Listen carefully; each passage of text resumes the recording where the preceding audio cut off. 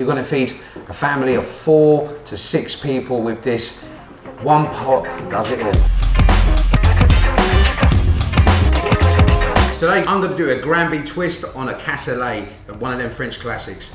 I'm going to be using Granby's Everyday Sausages, their country recipe puddings, black and white, some mushrooms, some garlic, some white onion and some cannellini beans. I can't say that properly, but don't worry. Bit of chicken stock, and then if you don't want to be too healthy, a tiny touch of butter.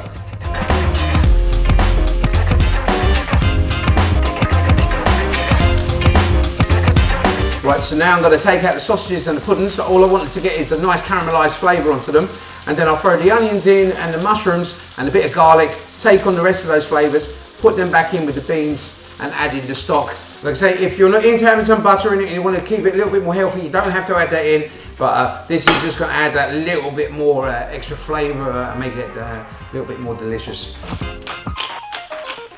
We're not going to add any salt at the moment because that will draw out all the moisture straight out the mushrooms. So once again, filling this with a load of energy. So everything I'm putting into here is going to bring energy to you when you want to eat your food.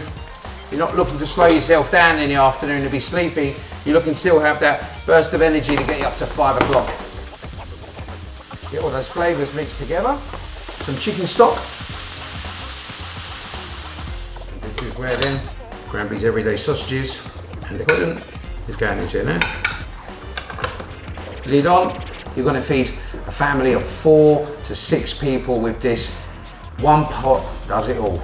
And the washing, you know, keep everyone happy in the house. Here we go. Granby Cassoulet. That is banging. So simple. Magnifique.